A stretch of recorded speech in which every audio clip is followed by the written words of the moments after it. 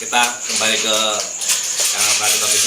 Kali ini saya kedatangan seorang bintang tamu, seorang artis papan atas di area Jogja dan Jateng. Siapa yang nggak kenal beliau? Semua pasti untuk area Jogja dan Jateng pasti kenal beliau. Sudah melanglang buana untuk daerah Jogja dan Jateng.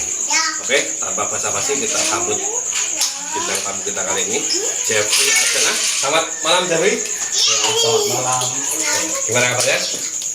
Alhamdulillah sehat-sehat saja. Alhamdulillah. Mas Jeffrey, Iya, ini saya pertama mau menanyakan tentang perjalanan karir dari Mas Jeffrey. Mas Jeffrey itu udah mendalami ini apa? Olah vokal ya? Iya. Itu dari kapan itu?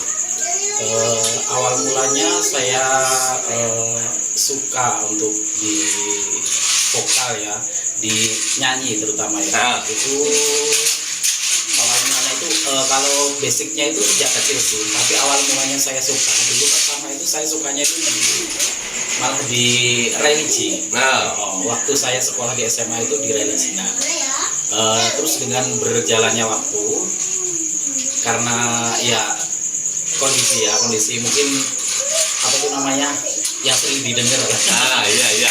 yang sering kita dengar kan banyak ya, ada pop, ada dangdut, ada selawatan. Nah, habis itu setelah ke selawatan saya pindah ke lagu-lagu Melayu. lagu Melayu. Lagu Melayu. Berarti sampean kiroah tadi apa religi tadi itu sambil juga belajar tentang olah vokal dangdut tadi, lagu-lagu Melayu tadi. Cuman emang pada waktu itu emang hanya sebatas latihan saja, belum punya impian atau gambaran untuk menjadi seorang profesional. Belum. Saya malah nggak tahu kalau akhirnya jadi seperti ini. Malah dulu itu saya sempat maksudnya tetangga-tetangga, orang tua itu sempat nggak mendukung. Itu apa sih kok berisik? Ya, gitu. Saya nyanyi itu dikira apa itu kok berisik, bikin gaduh, bikin itu di kamar saya nyanyi karaoke gitu. Karena kembali lagi basicnya emang di religi tadi ya. Di religi. Iya. Nah, ini menariknya adalah dari religi kemudian beralih ke dangdut yang mungkin di pandangan masyarakat mungkin agak emang apa ya, bertolak belakang ya kan. Iya. Kok bisa dari religi kemudian Mas Jeffrey itu jatuh cinta ke dangdut seperti itu? Gimana itu? Kenapa ini? Alasannya? Kalau religi kan ada solawat juga ya. Itu sebenarnya religi sama dangdut itu hampir sama sih sebenarnya. Kalau Ada orang cengkoknya itu sama. Kalau orang bisa religi, biasanya ke dangdut pun bisa. Kalau menurut saya sih ya nggak apa-apa sih ya. Yang penting kan kita, kalau dangdut itu kan pikiran orang jelek. Ya mungkin bagi sebagian orang ya kan seperti itu, tapi kan nggak berlaku juga untuk bagian yang lain seperti itu. Asal kitanya sendiri kan, asal gimana ya, kitanya sendiri nganggapnya gimana. Kalau kita mau nggak merugikan orang lain dan kita juga enjoy ya kan. Kayak gitu. Dulu pernah ini juga apa? Pernah ikut audisi itu juga dulu pernah. Sering banget. Sering audisi KPI, audisi ya pokoknya salah satu stasiun TV lah. Itu sering lomba-lomba karaoke gitu. Lomba karaoke gitu ya. Itu mah saya anggap buat ini aja, buat belajar gitu loh, buat ngelatih mental gitu ya. Mental kan kalau nggak dilatih pelan-pelan, nggak dilatih sedikit-sedikit gitu susah, gampang susah loh. Betul, gampang ya. kita menghadapi mic itu nggak gampang. Betul emang iya. Bahkan ini berarti kalau sebelum di panggung pun semua sudah ditata sedemikian rupa, tapi ketika di panggung mentalnya nggak jadi, hancur semua ya kan. Mungkin juga karena saya sejak kecil kan udah dididik, mungkin sering MC di acara pengajian. Pengajian, betul. Sering sering ada apa maksudnya kayak kita puisi terus apa gitu. Kan itu secara tidak langsung kan sudah mengasah mental kita sejak kecil. Dan sekarang juga emang masih aktif di MC juga ya kan. Oke, selain di nyanyi. Iya. Oke, terus ini Mas, apa? Dulu pada saat momen-momen pasti kan ada kan momen-momen apa istilahnya, momen yang bener-bener momen yang krusial yang akhirnya membuat sampean itu wah oke lah, saya kayak kok jatuh cinta sama dangdut. Dan sejak kapan sampean mulai profesional untuk menjadi seorang profesional di dalam bidang tertarik suara di bidang nyanyi ini? Awal mulanya sih sekitar tahun 2007-an. 2007. Berarti udah lulus sekolah ya itu ya? Sudah lulus. Di dangdut itu saya sudah lulus sekolah, dulu ikut audisi kayak gitu. Terus kok lama-lama saya belajar dangdut, dulu pop, dulu religi itu kok nggak ada nilai jualnya gitu. Terus saya belajar terus akhirnya ke dangdut. Dulu saya kiroah di acara-acara nikahan. Pertama saya disuruh nyumbang lagu. Lama-lama kok diajak sama si tukang keyboardnya itu. Terus akhirnya jadi seorang yang profesional di bidang itu. Betul. Oke. Terus ini Jogja, Jateng itu sudah, saya tahu itu sudah sampai sudah merambah ke area Jogja, Jateng ya. Nah, dari area-area yang event-event yang jenengan kunjungi, yang jenengan sebagai pengisi acaranya, itu tentu ada suka dukanya. Ya. Nah, suka duka selama Mas Jeffrey di bidang nyanyi ini apa? Kalau sukanya sih suka ya kita banyak karena hobi ya, karena dapat duit ya, juga banyak saudara, kita kenal banyak orang, kan di sini nanti kita kenal banyak orang, ke bidang lain nanti dia tertarik sama kita, akhirnya kita punya relasi banyak. Betul. Dari relasi itu seperti apa ya, iklan gratis lah kayak gitu ya. Jadi kalau taruhlah misalnya anggap aja di satu lokasi kita sukses, terus banyak yang suka, pasti kabar akan sampai kemana-mana ya kan? Ya seperti itu. Seperti kita iklan gratis lah seperti itu ya. Terus dukanya sih banyak banget sih, kalau perjalanan terus di lokasi kita sampainya nggak tepat waktu itu sih. Terus kita gini ya. Kadang kita juga drop juga loh sama teman-teman kita nyanyi, kan kita kan nggak mesti ya, kalau penyanyi solo kayak aku kan ketemunya kan nggak mesti, nanti ketemu di lokasi itu nggak tentu loh kita ketemu sama orang yang mudah kita kenal. Gitu. Itu nggak mesti. Berarti gini apa, ketika dalam suatu event, dalam suatu acara gitu, itu pengisi acara itu nggak selalu orang apa istilahnya dari kelompok sampean, nggak selalu. Nggak selalu. Nggak selalu. Kirain itu sudah satu paket itu. Enggak, kadang kita itu diundang cuma kita sendiri, nanti sananya pemusiknya juga beda, kita nggak kenal, terus penyanyi yang lain juga nggak kenal. Gitu. Kan itu bikin kita kan pikirannya kacau juga. Betul. Akan beda cerita ketika misalnya yang kita jumpai adalah orang-orang yang sudah kita kenal. Tahulah misalnya nggak berangkat bareng itu nggak masalah, tapi ketika misalnya udah kenal sebelumnya dan kita ketemu di lokasi mungkin nggak akan ada masalah ya. Oke. Terus gini, menjadi seorang profesional tentu untuk pundi-pundi rupiah yang memang udah nggak usah ditanyakan lagi gitu. Tapi dibalik daripada itu di awal perjalanan karir tentulah ada sedikit cerita yang mungkin membuat penasaran orang ya kan. Dari cerita banyak sekali para penyanyi, para artis itu kan biasanya katanya sih di awal karir mereka cuma dibayar sekian puluh ribu misalnya kan seperti itu. Nah, untuk Mas Jeffrey sendiri, untuk awal karir, awal Mas Jeffrey menjadi seorang profesional itu dulu nerima ini berapa? Gaji berapa? Kalau saya sih awal mulanya dulu itu ikut-ikut kayak latihan nyanyi. Ada orang hajatan gitu? Enggak hajatan. Bukan. Misal kayak kelompok grup gitu ngadain nyanyi, ngadain latihan gitu, aku asal ikut aja. Ada yang ngajak, terus ikut, terus nanti di mana jadwalnya latihan lagi ikut. Prosesnya itu nggak mudah loh. Iya, nggak mudah, saya percaya gitu. Secepat yang kita itu butuh bertahun-tahun kita untuk bisa seperti ini itu butuh bertahun-tahun. Itu nggak instan. Nggak bisa instan. Mie instan aja nggak instan ya kan? Dan itu perlu waktu lama banget. Nah, pertanyaan saya adalah gini Mas Jeffrey, pada saat sampean sudah menjadi seorang profesional di bidang ini, gaji pertama saat jenengan sudah dinyatakan sudah ibaratnya sudah mengibarkan bendera saya profesional, saya seorang penyanyi kan seperti itu. Nah, mulai dari titik itu gaji pertama yang didapat berapa pada waktu itu? Dulu itu saya diundang sama salah satu orang ya, itu misalnya diundang nggak cuma sendiri sih, ada teman saya berkelompok gitu. Berkelompok itu saya dikasih 100.000 buat uang jajan, bayangkan. Tapi nggak apa-apa, itu kan cerita yang pada saat itu mungkin pahit, tapi kan ketika dikenang kan jadi manis ya kan. Itu nggak apa-apa. Itu juga itu apa ya namanya, itu salah satu pondasi untuk membentuk karakternya tadi ya kan. Iya, soalnya kita itu kalau nggak ada yang ngajak itu susah loh, jarang loh orang yang mau gimana ya. Misalnya kita punya basic, misal kamu punya basic, kalau nggak ada yang ngajak itu juga susah loh. Iya, kita mau, sih. kita mau apa itu namanya, untuk kamu bisa jadi, naik bisa naik itu karena misalnya punya kelebihan di bidang suara sekalipun, ketika misalnya nggak ada yang ngajak ya Iya. ibaratnya cuman mohon maaf cuman jadi artis di kamar mandi aja ya kan. Kalau ada yang ngajak aja, walaupun cuma latihan itu juga udah kita syukuri. Iya. Udah kita syukuri kan punya pengalaman. Pengalaman itu penting banget. Ya, itu pengalaman buat kita bisa tampil di salah satu acara atau salah satu apa itu penting banget. Dan itu yang membentuk apa ya istilahnya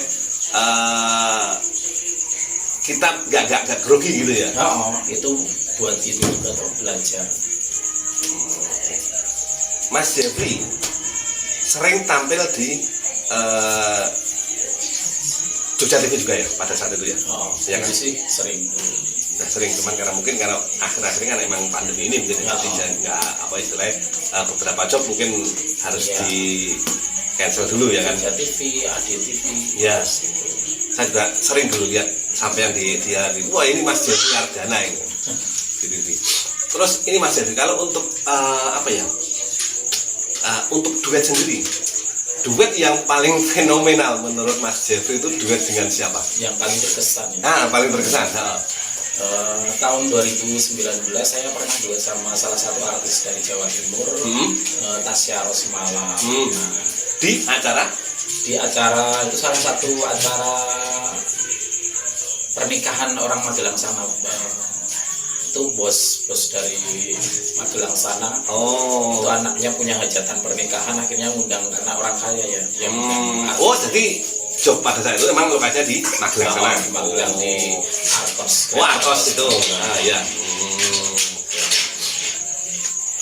Sempet juga ya kalau masalah duet kan sekarang emang jam terbangnya udah banyak, sudah tinggi kan. Saya yakin sih udah banyak dari rekan-rekan artis yang sudah duet dan untuk di area Jogja sendiri saya yakin sih untuk nama Jeffrey Ardana emang sudah punya tempat tersendiri di hati para pemirsanya ya. Kalau untuk ini Mas Jeffrey, kalau misalnya dalam sebuah event gitu, terus mungkin ini seperti yang tadi ya, berarti emang ketika misalnya dalam event gitu itu nggak selalu satu paket gitu ya? Iya, nggak selalu. Jadi kadang-kala emang dengan diundang sebagai seorang solois gitu. Iya, solois kan. Ya kalau artis kan nggak mesti kan kita misalnya kayak kita malah itu juga kan nggak mesti ketemunya sama siapa, sama musisi siapa itu kan nggak mesti. Pernah dulu saya baca juga pernah ke Jakarta juga ya untuk ini acara gitu ya. Pernah. Kalau untuk di ini aja di akhir-akhir ini juga sampean kan juga nyambi MC juga. Nah kalau pada saat jenengan MC itu apakah sambil MC juga sambil nanti juga sampean sambil ini juga nyanyi gitu juga atau cuman semua tergantung orderan dari si pemilik acara gitu? Seorang MC di Jogja ini biasanya seorang MC itu juga harus bisa nyanyi. Biasanya penyanyi cowok itu cenderung ke MC, jadi dia punya harus punya skill gitu.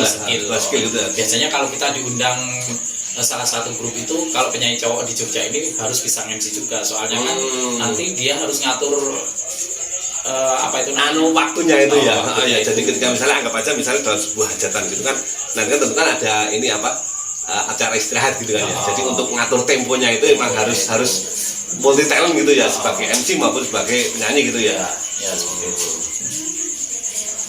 Oke, terus ini Mas Jeffrey, sebenarnya emang di dalam channel saya adalah saya mengundang beberapa bintang tamu yang saya harapkan nanti akan menjadi sebuah inspirasi untuk banyak orang.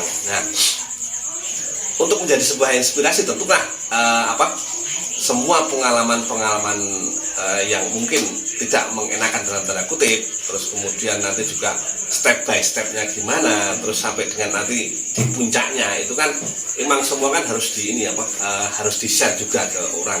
Nah untuk Mas Jeffrey sendiri flashback lagi ke beberapa tahun yang lalu. Itu untuk apa?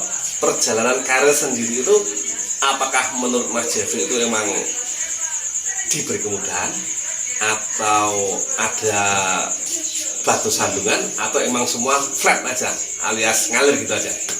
Kalau saya ngalir aja sih. Ngalir aja. Ngalir aja. Ngalir, tapi juga emang setiap prosesnya emang ya jelas kan dengan all out di situ gitu ya. Iya. Jadi ibaratnya kalau misalnya saya diberi tanggung jawab ini ya saya semampu saya untuk mengemban tanggung jawab ini gitu. Oke. Terus harapan kedepannya apa Mas Jeffrey?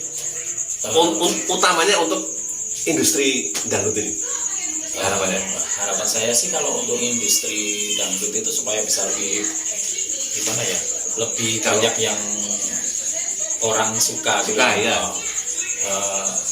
Kan kebanyakan orang kan ada yang suka pop, ada yang suka R&B, ada yang suka, pokoknya musik kan jadi musik ada bermacam-macam. Iya betul. Harapan saya sih orang-orang itu tidak menganggap kalau dangdut itu cenderung ke negatif ya. Kan orang-orang taunya kalau gitu kita ke negatif. Padahal itu enggak, sama sekali enggak. Nah, itu juga mungkin menjadi salah satu tugas dari Mas Jeffrey sebagai insan dangdut adalah gimana caranya merubah image yang sudah terbentuk di masyarakat bahwasanya emang dangdut identik dengan tawuran gitu ya seperti itu, karena emang beberapa fakta di lapangan emang kan seperti itu. Nah mungkin itu juga nanti menjadi tugasnya Mas Jeffrey dan teman-teman, gimana istilahnya mengedukasi ke masyarakat, memberikan tontonan, memberikan sebuah contoh pada masyarakat. Ini loh dangdut itu nggak selalu identik dengan kekerasan, nggak selalu identik dengan tawuran kan seperti itu. Dan juga tidak identik juga kalau orang kan taunya kan penyanyi dangdut itu wah gini gitu kan. Itu kan gimana ya, kayaknya miris gitu ya. Ya biar orang bisa berpikir positif tentang dangdut. Gimana caranya nanti kan bisa. Kalau bicara dangdut go internasional emang udah banyak sekali gitu ya, emang musik dangdut sudah beberapa kali konser di Amerika itu saya udah pernah lihat itu, dan emang itu juga tidak lepas juga dari peran para senior sampean ya kan. Jadi emang estafet emang harus ini ya, apa istilahnya, harus berjalan ya kan. Ketika misalnya mereka sudah berprestasi, sudah membawa nama dangdut ke kancah internasional, maka kan tugasnya generasi jenengan untuk menjaga agar supaya musik dangdut tetap menjadi sebuah musik yang disukai oleh banyak orang kan gitu ya. Oke, itu untuk harapan untuk dari Mas Jeffrey sendiri. Terus kemudian mungkin juga nanti akan ada pejabat-pejabat terkait yang mungkin kalau misalnya nonton acara ini mudah-mudahan sih nanti bisa mengakomodir apa yang menjadi keinginan Mas Jeffrey. Untuk Mas Jeffrey sendiri, apa harapan Mas Jeffrey terhadap pejabat-pejabat terkait, utamanya untuk regulasi daripada musik dangdut ini untuk kedepannya? Harapan saya mungkin untuk para pejabat-pejabat bisa membuat musik dangdut itu lebih maju lagi ya. Contohnya kita kasih dukungan secara secara materi ya.